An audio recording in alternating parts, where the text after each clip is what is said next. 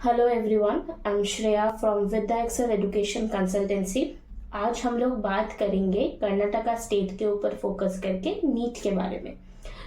KCET का form already निकल चुका है। 10 जान को फॉर्म निकला था और जो फॉर्म का मोस्ट ट्रिकी पॉइंट था कि अभी इस साल से नॉन कर्नाटका डोमिसाइल स्टूडेंट को भी ये फॉर्म भरना पड़ा है।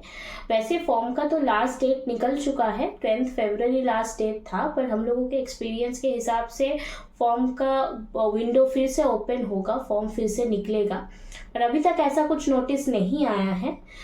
आज हम लोग बात करेंगे पर्टिकुलरली कर्नाटका स्टेट के ऊपर फोकस करके।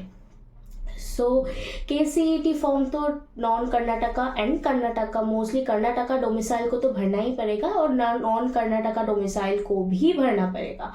तो ये पर्टिकुलर फॉर्म के लिए, पर्टिकुलर फॉर्म के through basically Karnataka domicile student का गवर्नमेंट कॉलेज में अप्लाई कर सकते हैं।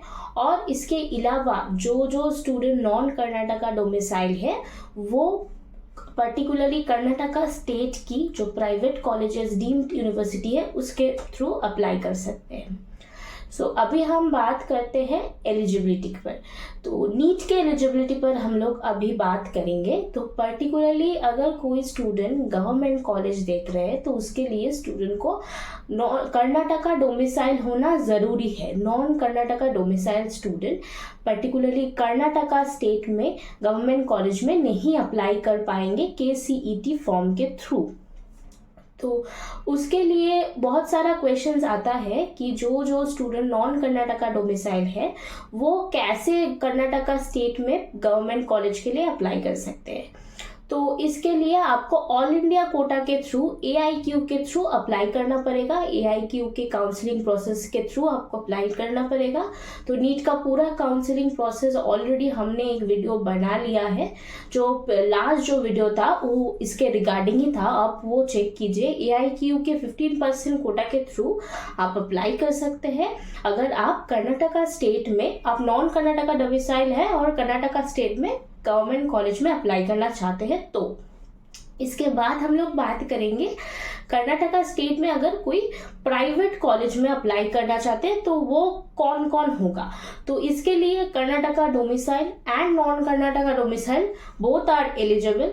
दोनों ही ये particular private and deemed university के लिए अप्लाई कर सकते हैं। अब उसके बाद हम लोग बात करते हैं फीस स्ट्रक्चर के बारे में। तो कैसा फीस स्ट्रक्चर जाएगा हम उसके बारे में बात करेंगे।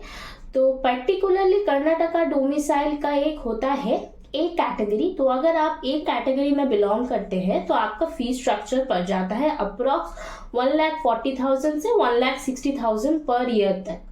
और अगर आप B कैटेगरी में रहते हैं और आप कर्नाटका डोमिसाइल है, ये जो मैं बोल रही हूँ A category and B category, ये बेसिकली कर्नाटका डोमिसाइल स्टूडेंट के लिए ही है। तो अगर आप B कैटेगरी में बिलोंग करते हैं तो उन लोगों का फीस स्ट्रक्चर पड़ जाता है approx 10 to 12 lakh per year. यही same fees structure non Karnataka domicile student के लिए भी जाता है। उन लोगों का भी fees structure around 10 to 12 lakh per year चला जाता है। अभी इसमें कोई एक्सेप्शंस है। जो टॉप मेडिकल कॉलेज आता है लाइक रमैया वगैरह, तो इन लोगों का फीस अराउंड पड़ जाता है 22 to 25 लाख पर ईयर, क्योंकि वो सब टॉप मेडिकल कॉलेज में जाता है तो उन लोगों का फीस स्ट्रक्चर थोड़ा ज्यादा होता है। उसके बाद हम लोग बात करते हैं कट ऑफ्स के बारे में। तो ये बात तो क्लियर होना चाहिए, जितना ज्यादा आप फीस पे करेंगे उतना थोड़ा कम मार्क्स में भी आपका एडमिशन हो सकता है। तो पर्टिकुलरली अगर मैं बोलूँ, जो पर्टिकुलर A कैटेगरी स्टूडेंट है उन लोगों का फीस, उन लोगों का कट ऑफ मिनिमम 550 तो अप होना ही चाहिए अगर आप particularly A category fees structure पे करना चाहते हैं। और दूसरा जो B कैटेगरी है उन लोगों को 480 to 490 अप कट ऑफ होना चाहिए। मार्क्स 480 to 490 अप होना चाहिए। दूसरा जो है नॉन कर्नाटका डोमिसाइल को भी अगर आप 10 to 12 lakh per year fees payment करते हैं तो आपको 550 प्लस कट ऑफ होना चाहिए। और अगर आप 20 to 25 लाख जो रमैया का फीस स्ट्रक्चर वगैरह जाता है, अगर आप पर्टिकुलरली उसके लिए अप्लाई करना चाहते हैं तो आपका कट ऑफ मिनिमम 480 प्लस होना चाहिए। तो ऐसा तो जाता है फीस स्ट्रक्चर। इसके बाद हम लोग बात करते हैं एनआरआई कोटा, जो बेसिकली होता है एनआरआई स्पॉन्सर्ड कोटा के बारे में। तो इसके लिए एनआरआई कोटा जो है वो खुद को एनआरआई होना ज़रूरी नहीं है, वो किसी भी एनआरआई से आप ये अपना फीस स्पॉन्सर कर सकते हैं। तो ये पर्टिकुलर कोटे के थ्रू अगर आप प्रोसेस करना चाहते हो तो उस पर्टिकुलर स्टूडेंट का फीस स्ट्रक्चर चला जाता है around 40 to 45 lakhs per year. तो आप इसको अगर कैलकुलेट करें पूरा एमबीबीएस के फीस के हिसाब से तो मोर देन 2 CR तक चला जाता है। तो इसके लिए हम लोगों के साथ कॉलेज का एक नेगोशिएशन रहता है, तो ये अराउंड 1 to 1.5 CR तक चला आता है नेगोशिएशन के बाद। तो पर्टिकुलरली अगर आप एनआरआई कोटा के थ्रू प्रोसेस करना चाहते हैं तो 1.5 CR तक प्रोसेसिंग हो सकता है। तो ये है टोटल ऑल ओवर एक गेटअप है पर्टिकुलरली एनआरआई का, पर्टिकुलरली एमबीबीएस का एनआरआई कोटा के कैसा फीस स्ट्रक्चर जाता है, कैटेगरी ए से कैसा फीस स्ट्रक्चर जाता है कर्नाटका डोमिसाइल स्टूडेंट का, कैटेगरी बी से कैसा फीस स्ट्रक्चर जाता है कर्नाटका डोमिसाइल स्टूडेंट का, नॉन कर्नाटका डोमिसाइल स्टूडेंट का कैसा क्या फीस स्ट्रक्चर जाता है, जो टॉप कॉलेज है कर्नाटका का रमैया उन लोगों का कैसा फीस स्ट्रक्चर जाता है, और जो एवरेज कॉलेजेस है लाइक श्रीदेवी, आकाश ग्रुप, वैदेही, इन लोगों का फीस स्ट्रक्चर अराउंड जाता है 1.2 CR से लेकर 1.5 CR तक।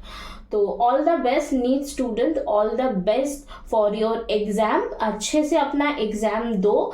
ये सारे चीज़ भी अपने दिमाग में बैठा कर रखना, क्योंकि उसके हिसाब से तुम्हारा एडमिशन प्रोसेस होगा। अगर आप हमारे साथ जुड़ना चाहते हैं या फिर आपके पास नीट के रिगार्डिंग कोई भी इंक्वायरी है जो आप समझ नहीं पा रहे हैं, तो हम लोग एक प्रीमियम काउंसलिंग सर्विस प्रोवाइड करते हैं, जिसके थ्रू हम स्टूडेंट को, जिस स्टूडेंट का जितना भी जैसा भी मार्क्स आया, अगर स्टूडेंट का मार्क्स गवर्नमेंट कॉलेज के लिए एलिजिबल है तो हम लोग स्टूडेंट के पर्टिकुलरली एप्लीकेशन से लेकर पूरा सीट अलॉटमेंट तक स्टूडेंट के साथ रहते हैं।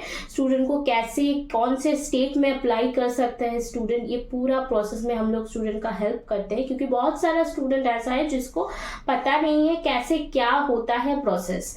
तो ये पर्टिकुलर एक सर्विस हम लोग प्रोवाइड करते हैं, प्रीमियम काउंसलिंग सर्विस, जिसके लिए हम लोग 15,000 चार्ज करते हैं।